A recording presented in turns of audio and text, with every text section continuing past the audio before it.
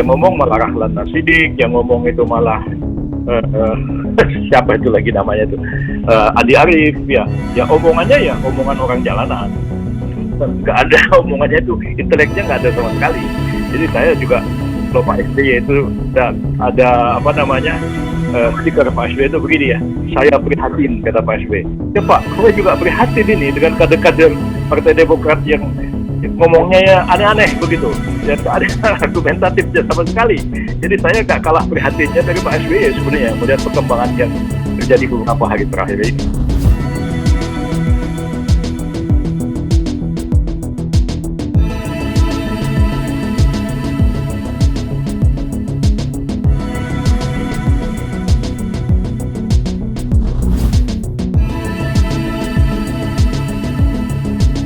Ya pantes lah, Yusril Iza Mahendra sampai ngomong begitu kepada kader-kader Demokrat.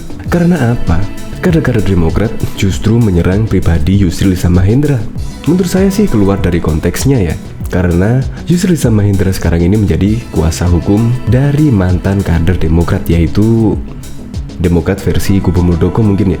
Tetapi kader-kader Demokrat kubu AHY ya malah menurut saya sih sudah offside lah. Ya contohnya mentweet tentang bayaran 100 miliar lah atau apalah ke Yusril Iza Mahendra. Seharusnya kan kubu Demokrat mempersiapkan argumentasi yang ilmiah untuk menjawab semua argumentasi dari kubu Muldoko. Yang ilmiah loh ya, bukan yang seperti Yusril Iza Mahendra sebut ya omongan jalanan, kurang intelek. Pantes ya, Yusril Iza Mahendra sangat gregetan sekali. Belum menyaksikan video ini, pastikan bosku jangan lupa subscribe. Karena subscribe itu gratis plus bonus tonton video terbaru setiap harinya. Jangan lupa ya. Jawaban telah Yusril untuk kader Demokrat, omongan orang jalanan. Kuasa hukum 4 mantan kader Partai Demokrat yang merapat dengan Muldoko, Yusril Iza Mahendra bingung mendapatkan komentar soal gugatan ADART dari Rahlan Nasidik dan Andi Arief. Bukan pakar hukum partai. Menurutnya, dua orang itu bicara seperti orang jalanan. Yang ngomong malah Rahlan Nasidik, yang ngomong malah siapa lagi itu namanya, Andi Arief. Omongannya ya omongan orang jalanan, nggak ada omongannya itu inteleknya. Nggak ada sama sekali, kata Yusril saat diwawancarai CNN Indonesia TV pada Selasa 28 September malam. Yusril mengaku bingung karena partai berlambang Mercy itu memiliki pakar hukum seperti Amir Syamsuddin yang pernah menjabat sebagai Menteri Hukum dan Hak Asasi Manusia Menkumham. Menurut Yusril, jika anggota partai berselisih dengan anggota lainnya ataupun dengan pengurus partai kemudian membawa ke ranah hukum, maka harus dihormati dalam negara hukum dan demokrasi. Fungsi negara hukum, kata dia, adalah mengalihkan perkelahian di jalanan dan caci maki menjadi perdebatan akademik dan argumentatif di pengadilan sehingga proses yang berjalan bisa berlangsung aman dan damai. Jadi sekarang kan persoalannya, saya belum lihat sampai hari ini langkah yang dilakukan Partai Demokrat. Misalnya, mereka menunjuk ahli hukum, kata Yusril. Yusril juga menantang Demokrat kubu pimpinan Agus Harimurti Yudhoyono untuk beradu argumen mengenai keabsahan gugatan yang ia ajukan ke MA. Kita lihat nanti pendapat siapa yang lebih kuat, pendapat saya atau pendapat mereka, ujarnya. Lebih lanjut, Yusril mengatakan bahwa jika mantan Presiden Susilo Bambang Yudhoyono kerap merasa prihatin, ia juga mengaku prihatin dengan kader-kader partai berlambang Mercy itu lantaran mengatakan hal yang aneh dan tidak argumentatif. Kalau Bapak SBY kan begini ya, saya prihatin sembari mempraktikkan gerakan tangan SBY. Iya Pak, saya juga prihatin ini dengan kader-kader Partai Demokrat yang ngomongnya aneh-aneh, yang gak argumentatif sama sekali, katanya. Jadi saya nggak kalah prihatinnya dari Pak SBY sebenarnya melihat perkembangan yang terjadi beberapa hari terakhir ini.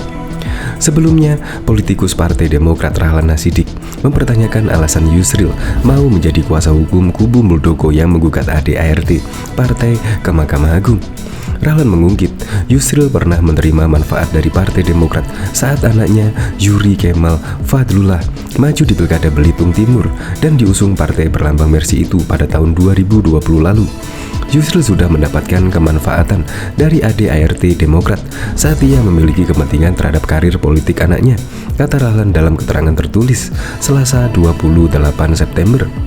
Kisruh ini bermula ketika 4 mantan kader Partai Demokrat mengajukan uji materi terhadap ADART Partai Demokrat ke Mahkamah Agung. Yusril Issa Mahendra menjadi kuasa hukumnya. Kader Demokrat lantas mulai mengkritik keputusan Yusril. Yusril tak tinggal diam dan memberikan tanggapan serta klarifikasi mengapa dirinya mau menjadi kuasa hukum kader kubu Muldoko. Sia-sia menggunakan jurus Dewa Mabuk menghadapi persoalan ini. Para hakim agung tidak akan mempertimbangkan ocehan politik yang mencoba menarik-narik persoalan ini ke sana kemari, katanya dalam keterangan tertulis pada Jumat 24 September.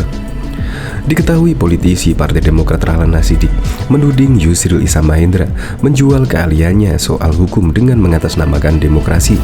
Andi Arief bahkan mengungkapkan Yusril pernah mengajukan penawaran bayaran 100 miliar untuk memakai jasanya kepada Demokrat. Menanggapi hal tersebut, Yusril mengatakan keprihatinannya terkait sikap para politikus Demokrat yang terus menyerang pribadinya. Sama seperti Pak SBY, saya juga prihatin sama omongan Rahlan, kata Yusril di Jakarta pada Rabu 29 September 2021. Namun, Yusril enggan menanggapi banyak soal tuduhan mengajukan bayaran 100 miliar kepada Demokrat untuk memakai jasanya. Di PD ada tokoh-tokoh sekaliber Dr. Amin Syamsuddin dan Dr. Benny Kaharman yang sangat paham masalah hukum. Mengapa DPP Partai Demokrat tidak menyiapkan suatu perlawanan hukum ke Mahkamah Agung? Ayo peras otak dan cari jalan menghadapinya, bukan teriak-teriak seperti Rahlan Nasidik dalam pengujian ke MA tersebut. Saya bertindak profesional sebagai advokat. Saya tidak bertindak secara pribadi, juga bukan sebagai ketua umum PBB, ucapnya. Yusril pun meminta Partai Demokrat menggunakan pikiran yang jernih untuk menghadapi persoalan ini. Politisi Partai Demokrat Andi Arief mengungkap Yusril Issa Mahendra pernah mengajukan penawaran bayaran 100 miliar untuk memakai jasanya. Demokrat pun menolak tawaran tersebut. Namun, kini Yusril justru menjadi pendukung Muldoko. Begini Prof. Yusril Issa Mahendra, soal gugatan CR pasti kami hadapi.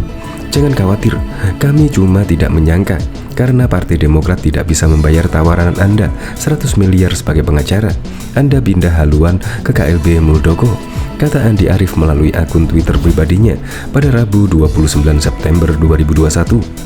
Hal yang sama juga dilakukan Wakil Ketua Dewan Pertimbangan Partai Demokrat Rahlan Nasidik yang mengatakan tidak akan berhenti mengungkap klaim palsu Yusril Issa Mahendra. Dia meminta agar Yusril mengakui menjual keahlian soal hukumnya namun mengatasnamakan demokrasi.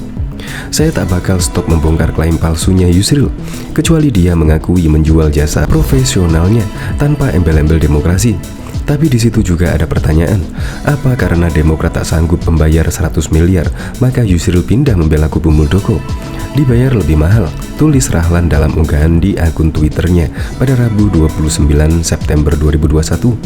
Sebelumnya Yusril Issa Mahendra mendampingi 4 bekas anggota Partai Demokrat yang berada di kubu Muldoko untuk pengajuan uji materi atau judicial review terhadap anggaran dasar anggaran rumah tangga ADART Demokrat tahun 2020 ke Mahkamah Agung.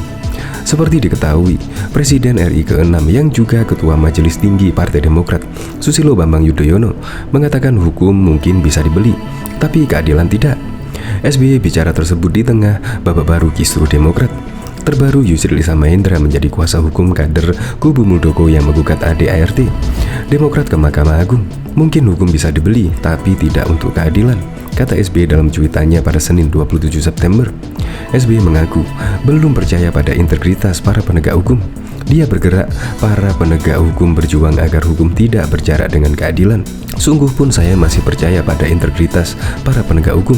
Berjuanglah agar hukum tidak berjarak dengan keadilan, kata SBY. SBY tidak menyinggung secara gamblang kasus kepengurusan Demokrat yang ingin diambil alih. Akan tetapi, SBY mengatakan itu di tengah kisruh memasuki babak baru, yakni keterlibatan Yusril Issa Mahendra yang merupakan mantan menterinya. Yusril menjadi kuasa hukum 4 kader kubu Muldoko yang menggugat ADART Demokrat ke Mahkamah Agung. Yusril mengklaim judicial review material atas isi ADART partai adalah sesuai yang baru. Menurutnya, gugatan tersebut akan menjadi tolok ukur bagi partai lain andai dikabulkan oleh majelis hakim untuk demokratisasi partai politik. Menurut dia, saat ini ada kekosongan dari otoritas negara yang memeriksa dan menguji ADART partai guna memastikan tak bertentangan dengan undang-undang dan undang-undang dasar. Harus ada lembaga yang berwenang menguji ADART untuk memastikan apakah prosedur pembentukannya dan materi muatannya sesuai dengan undang-undang atau tidak, kata Yusril pada Kamis 23 September yang lalu.